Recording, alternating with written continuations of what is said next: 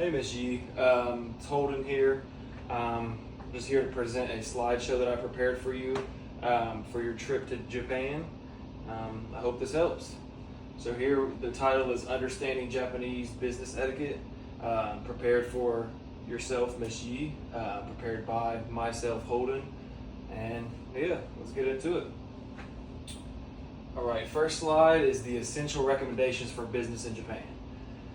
So, begin meetings with a bow and wait for a handshake. This is critical in Japanese culture. Everyone, business, friends, they always bow when they meet each other. And then as far as the handshake goes, you always want it to be initiated by someone else. You don't want to initiate the handshake yourself. Then select appropriate gifts, avoid culture taboos. So the culture taboos, meaning that is, for an example, the Japanese believe that anything in the number of 4 is bad luck.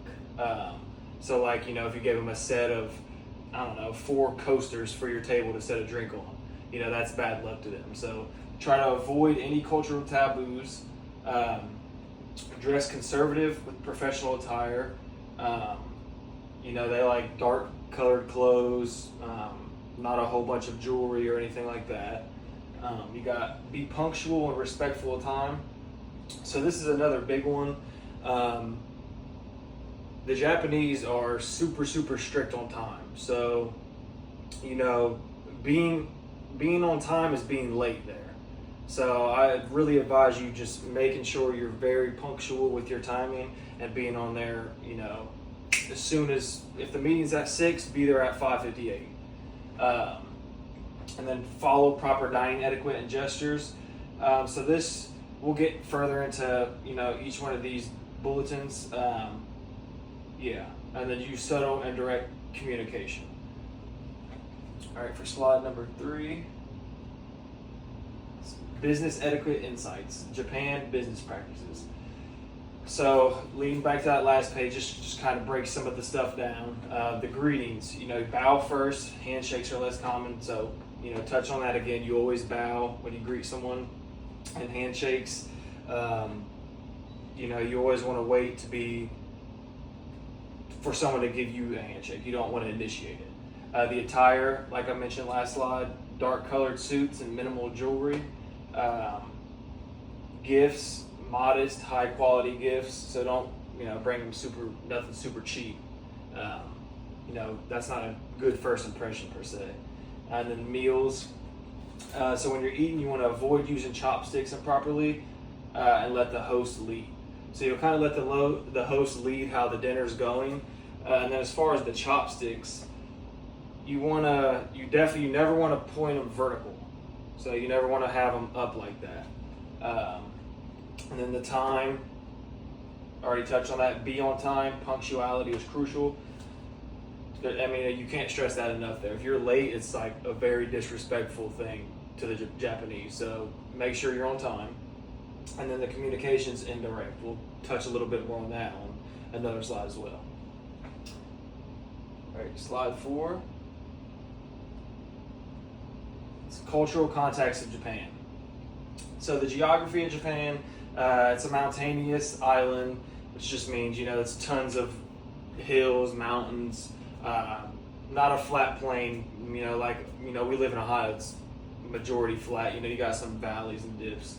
And then compact just means, everything's so tight, super tight. So if you're a claustrophobic person, just be aware that everything's super tight, in the cities, outside of the cities.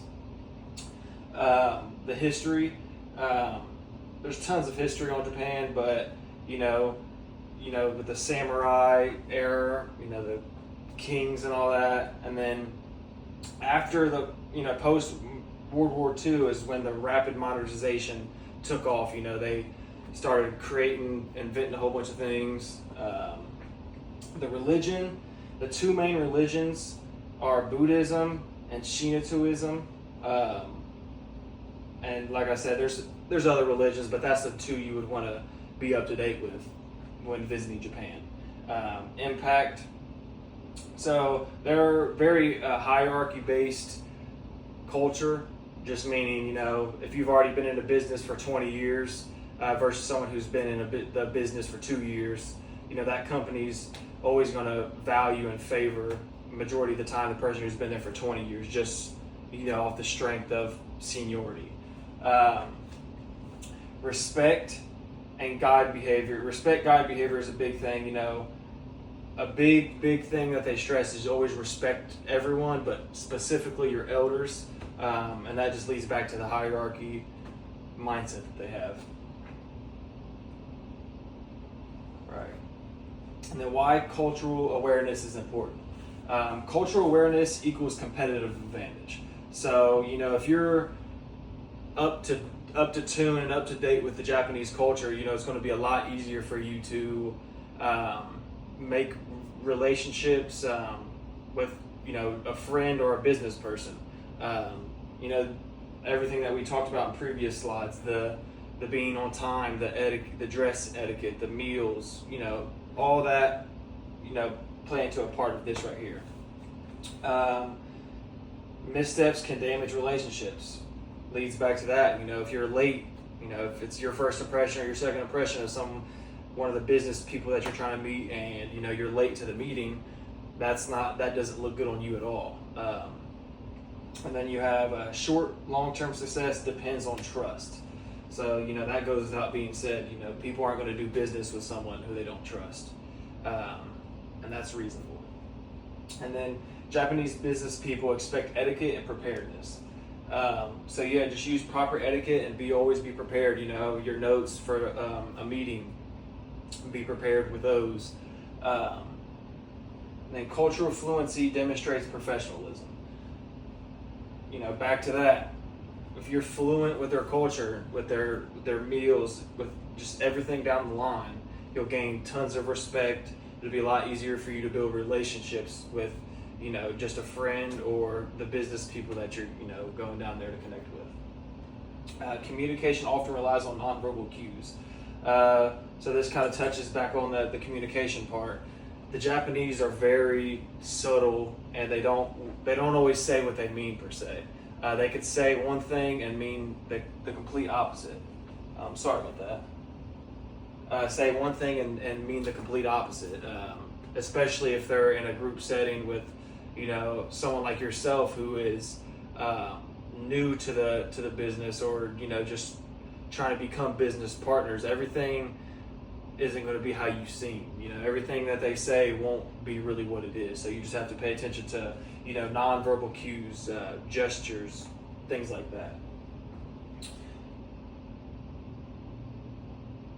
And then for the last slide, just summing it up, Japan offers strong opportunities for expansion, as you know, and that's why you decided to go there. There's plenty of opportunity for businesses to expand, even though everything's already tight and very urbanized. Plenty of opportunity. Success depends on etiquette, relationships, and timing. So you really hammer that home. All three of those things are super, super important. Your business etiquette, how you present yourself, the relationships that you make with people, and the timing.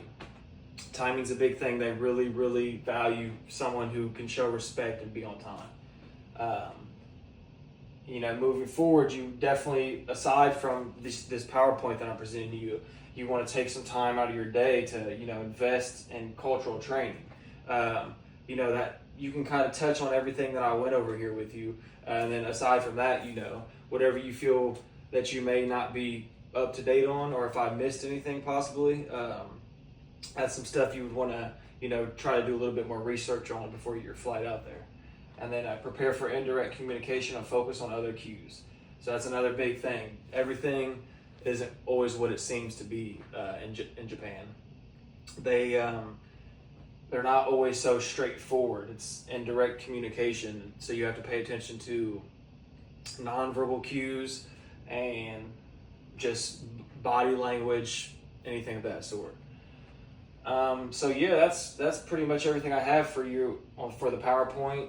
Aside from the letter report that I wrote you, moving forward, if you have any questions, feel free to contact me at my email. It'll be in the letter report. And yeah, good luck in Japan. I hope I gave you everything, enough knowledgeable knowledge for you to feel like you're, will be well prepared to go. Good luck.